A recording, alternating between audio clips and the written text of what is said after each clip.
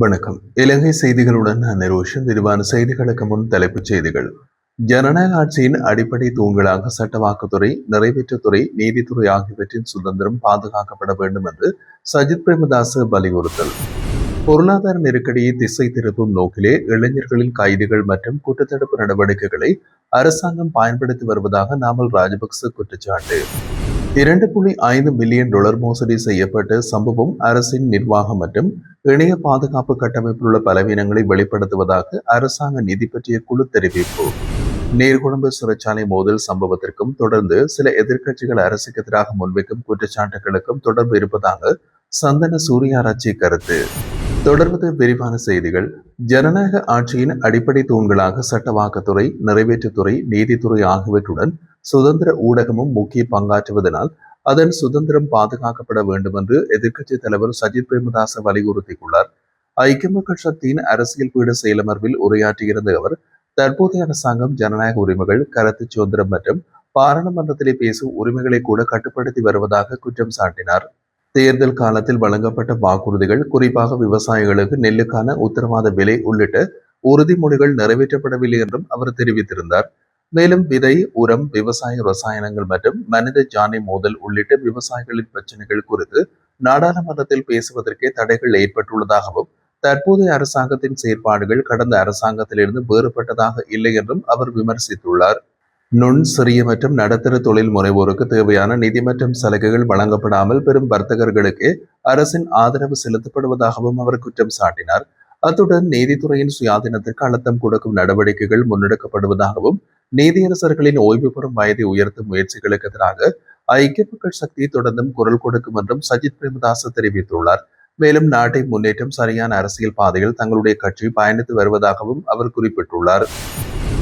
நாட்டில் அதிகரித்து வரும் பொருளாதார நெருக்கடி மற்றும் தேர்தல் வாக்குறுதிகளை நிறைவேற்ற தவறியமை ஆகியவற்றிலிருந்து மக்களின் கவனத்தை திசை திருப்பும் நோக்கில் இளைஞர்களின் கைதுகள் மற்றும் குற்றத்தடுப்பு நடவடிக்கைகளை அரசாங்கம் பயன்படுத்தி வருவதாக ஸ்ரீலங்கா பொதுஜன பெரமுனவின் தேசிய அமைப்பாளரும் நாடாளுமன்ற உறுப்பினருமான நாமல் ராஜபக்ச குற்றம் சாட்டியுள்ளார். கோட்டையில் ஜூலை 9 நடைபெற்ற கட்சி கூட்டத்திலே உரையாற்றிய அவர், அரசாங்கத்தின் பொருளாதார கொள்கைகளினால் தொழிற்சாலைகள் மூடப்பட்டு வேலைவாய்ப்புகள் குறைந்துள்ளதுடன் வாழ்க்கை செலவு, வரிகள், கடன் வட்டி மற்றும் உற்பத்தி செலவுகள் அதிகரித்துள்ளதாகவும் தெரிவித்தார். இதன் விளைவாக சிறு மற்றும் நடுத்தர தொழில்கள் பாதிக்கப்பட்டதோடு முதலீட்டாளர்களின் நம்பிக்கையினையும் குறைந்துள்ளதாக அவர் கூறியுள்ளார். மேலும் தேர்தலுக்கு முன் வேலைவாய்ப்பு வழங்குவதாக உறுதியளிக்கப்பட்ட பட்டதாரிகள் பின்னர் வேலை கோரிய போது அடக்குமுறையை எதிர்கொண்டதாகவும், அண்மைய சிறைச்சாலை மோதல் சம்பவத்திலே அரசாங்கம் செயல்பட்ட விதமும் பொறுப்பற்றதாக இருந்ததாகவும் அவர் விமர்சித்துள்ளார். அத்துடன் மின்சாரம், எரிபொருள் மற்றும் நீர்க்கட்டண உயர்வுகளால் மக்கள் கடுமையாக பாதிக்கப்பட்டுள்ளதாக குறிப்பிட்ட அவர், தொடர்ந்து வரிகளை அதிகரிப்பதற்கு பதிலாக தொழிலதிபர்கள், தொழிலாளர்கள் மற்றும் சுற்றுலாத்துறைக்கு உடனடி நிவாரணங்களை வழங்க அரசாங்கம் நடவடிக்கை எடுக்க வேண்டும் என்றும் வலியுறுத்தியுள்ளார். ஆஸ்திரேலிய கடன் வழங்குனருக்கு திரைசேரியால் செலுத்தப்பட்ட 2.5 மில்லியன் அமெரிக்க டாலர் மூன்றாம் தரப்பால் மோசடி செய்யப்பட்ட சம்பவம் ஒரு சைபர் குற்றமாகும் என்றும், இது அரசின் நிர்வாக மற்றும் இணைய பாதுகாப்பு கட்டமைப்பில் உள்ள பலவீனங்களை வெளிப்படுத்துவதாகவும் அரசாங்க நிதி பற்றிய குழு தெரிவித்துள்ளது. இந்த விவகாரம் தொடர்பாக பாராளுமன்றத்தில் சமர்ப்பிக்கப்பட்ட அவதானிப்பு அறிக்கையில், வெளிநாட்டு கடன் மீள் செலுத்துதல் நடைமுறையிலே இலங்கை மத்திய வங்கிக்கும் திரைசேரிக்கும் இடையில் பொறுப்புகள் மற்றும் நடைமுறைகள் தொடர்பாக கருத்து வேறுபாடுகள் காணப்பட்டதாக சுட்டிக்காட்டப்பட்டுள்ளது. இந்த மோசடி குறித்து நிதியமைச்சு விரிவான அறிக்கை ஒன்றை சமர்ப்பித்ததோடு, சம்பவம் எவ்வாறு கண்டறியப்பட்டது, அதன் பின் எடுக்கப்பட்ட நடவடிக்கைகள், ஆவணங்கள் மற்றும் மின்னஞ்சல் பரிமாற்றங்களும் குழுவிடம் வழங்கப்பட்டன. இதேவேளை நிதியமைச்சின் சில விளக்கங்களுக்கு எதிர்ப்பு தெரிவித்த இலங்கை மத்திய வங்கி தமது நிலைப்பாட்டை விளக்கும் தனித்தனி அறிக்கைகளையும் சமர்ப்பித்தது. மேலும் இலங்கை கணனி அவசர தயார்நிலை குழுவின் இணைய பாதுகாப்பு தொடர்பான அறிக்கைகள், நிதியமைச்சின் தகவல் தொழில்நுட்ப அமைப்புகள் குறித்த மதிப்பீட்டு அறிக்கைகள் மற்றும் சட்ட ரீதியான விளக்கங்களும் குழுவால் பரிசீலிக்கப்பட்டன. இதனைத் தொடர்ந்து சம்பவம் தொடர்பான நிறுவனங்களின் பொறுப்புகள், சைபர் மோசடி இடம்பெற்ற சூழ்நிலை மற்றும் கடன் மீள் செலுத்துதல் நடைமுறைகள் குறித்து மேலதிக ஆய்வுகள் மேற்கொள்ளப்பட்டதாகவும், சில முக்கிய விடயங்களில் நிதியமைச்சுக்கும் மத்திய வங்கிக்கும் இடையே தொடர்ந்தும் கருத்து முரண்பாடுகள் நிலவுவதாகவும் அரசாங்க நிதி பற்றிய குழு தமது அறிக்கையில் குறிப்பிட்டுள்ளது. நீர்கொழும்பு சிறைச்சாலையில் இடம்பெற்ற கலவரம் தொடர்பான ஆரம்பகட்ட விசாரணைகளில் இந்த சம்பவத்தின் பின்னணியில் அரசியல் நோக்கமுடைய சதித்திட்டம் இருக்கக்கூடும் என்ற சந்தேகம் எழுந்துள்ளதாக தகவல்கள் வெளியாகியுள்ளன. விசாரணைகளின் அடிப்படையில் சிங்கள தேசியவாத அரசியலோடு தொடர்புடைய எதிர்க்கட்சி தரப்பின் ஈடுபாடு குறித்து சந்தேகங்கள் முன்வைக்கப்படுகிறது. இருப்பினும் விசாரணைகள் தொடர்பதால் சம்பந்தப்பட்ட நபர்களின் பெயர்களை தற்போது வெளியிட முடியாது என்று பிரதான விசாரணை அதிகாரிகள் தெரிவித்துள்ளனர். மேலும் இந்த சம்பவத்தில் 2 சிறைச்சாலை அதிகாரிகளின் நேரடி தொடர்பு இருப்பதாக ஆரம்ப தகவல்கள் தெரிவிப்பதோடு அது தொடர்பான விவரங்கள் நீதி அமைச்சருக்கும் குற்றப்புலனாய்வு திணைக்களத்திற்கும் அனுப்பப்பட்டுள்ளதாகவும் கூறப்படுகின்றது.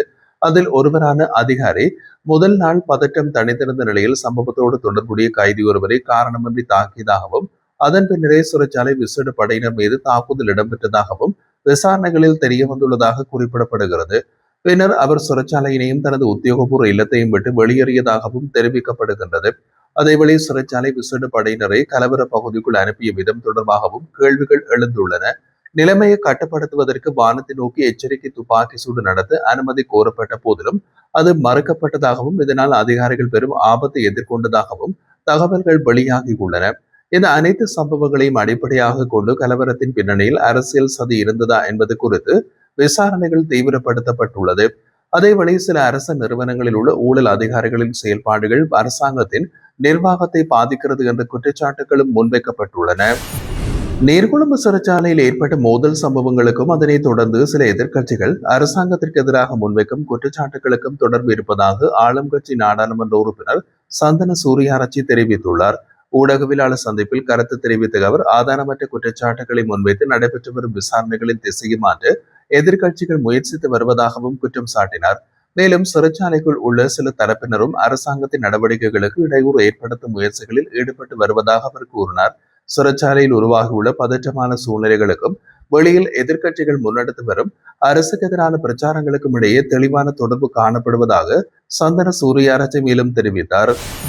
அண்மைய நீர்கொழும்பு சிறைச்சாலை மோதல் சம்பவம் தொடர்பாக அரசாங்கம் பொறுப்பற்ற முறையிலே செயல்படுவதாக ஐக்கிய மக்கள் சக்தியின் நாடாளுமன்ற உறுப்பினர் நளின் பண்டார குற்றம் சாட்டியுள்ளார். நீதியமைச்சர் ஹர்சன நாணயக்கார பதவியில் நீடிக்கும் வரை இந்த விவகாரம் குறித்து நியாயமான விசாரணைகளை நடத்த முடியாது என்றும் அவர் தெரிவித்திருந்தார். கொழும்பில் நடைபெற்ற ஊடகவியலாளர் சந்திப்பில் கருத்து தெரிவித்த அவர் நீதி அமைச்சருக்கு எதிராக எதிர்க்கட்சிகள் இணைந்து நம்பிக்கையில்லா பிரேரணையை கொண்டு வர உள்ளதாக கூறினார். சிறைச்சாலை நெரிசலை குறைக்க புதிய கொள்கைகள் மற்றும் மாற்று சட்டங்களை உருவாக்குவதற்கு பதிலாக பழைய போகம்பர சிறைச்சாலையை மீண்டும் சிறைச்சாலையாக மாற்ற அரசாங்கம் நடவடிக்கை எடுத்து வருவதை அவர் விமர்சித்துள்ளார். மேலும் அந்த வளாகம் முதலீடு மற்றும் சுற்றுலா மேம்பாட்டுக்காக பயன்படுத்தப்பட வேண்டும் என்பதே முன்னைய திட்டமாக இருந்ததாகவும் அதனை மீண்டும் சிறைச்சாலையாக மாற்றுவது நாட்டின் வளர்ச்சிக்கு பாதகமானது என்றும் குறிப்பிட்டுள்ளார். அதுடன் அரசு அதிகாரிகளின் முறையற்ற பதவி நீக்கங்கள் மற்றும் இடமாற்றங்கள் காரணமாக அரசு சேவை பலவீனமடைந்து வருவதாகவும் நீர்கொழும்பு சிறைச்சாலை சம்பவம் தொடர்பாக ஜனாதிபதி நேரடியாக தலையிட்டு உரிய நடவடிக்கைகளை எடுக்க வேண்டும் என்றும் நளின் பண்டார வலியுறுத்தியுள்ளார். சர்வதேச நாணய நிதியத்தின் பரிந்துரைகளுக்கு அமைவாக இலங்கையின் வரி நிர்வாகத்தை நவீனமயப்படுத்தி வரி அறவிடல் மற்றும் வரி ஏய்ப்பை தடுக்கும் நடவடிக்கைகள் எதிர்வரும் காலங்களில் மிக தீவிரப்படுத்தப்பட உள்ளதாக தெரிவிக்கப்படுகின்றது. இலங்கைக்கான சர்வதேச நாணய நிதியத்தின் கடன் உதவி திட்டம் 2027 மார்ச் மாதத்தில் நிறைவடையும் நிலையிலே அதற்கு முன்னர் நாட்டின் வருமான நிர்வாக அமைப்பினை முழுமையாக சீர்படுத்துமாறு வருமான நிர்வாக சீர்திருத்தங்கள் மற்றும் நவீனமயமாக்கல் சபைக்கு சர்வதேச நாணய நிதியம் நிதித்துறை அறிவித்துள்ளது. இதன்படி வரி விகிதங்களை அதிகரிப்பதை விட டிஜிட்டல் தொழில்நுட்பத்தை பயன்படுத்தி வரி ஏய்ப்பு மற்றும் வரி செலுத்தாமல் செயல்படும் வணிகங்களை அடையாளம் கண்டு நடவடிக்கை எடுப்பதே சிறந்த தீர்வாக சர்வதேச நாணய நிதியம் வலியுறுத்தியுள்ளது. இந்த சீர்திருத்தங்களின் ஒரு பகுதியாக உள்நாட்டு இறைவரி திணைக்களமும் இலங்கை சுங்க திணைக்களமும் தகவல் பரிமாற்றத்தை வலுப்படுத்தி இணைந்து செயல்பட உள்ளன. இதுவரை பிரதான வரி நிறுவனங்களுக்கு இடையே போதிய தகவல் பகிர்வு இல்லாததே வரி நிர்வாகத்தின் முக்கிய குறைபாடாக இருந்ததாகவும் சர்வதேச நாணய நிதியம் சுட்டிக்காட்டியுள்ளது. அத்துடன் சுங்க மோசடி மற்றும் வரி ஏய்ப்பை கட்டுப்படுத்த புதிய கண்காணிப்பு முறைமைகள் அறிமுகப்படுத்தப்பட உள்ளதோடு காகிதமில்லா சுங்க நடைமுறைகள் மற்றும் புதிய கலால் வரி முகாமைத்துவ அமைப்பும் நடைமுறைக்கு கொண்டு வரப்பட உள்ளதாக தெரிவிக்கப்பட்டுள்ளது.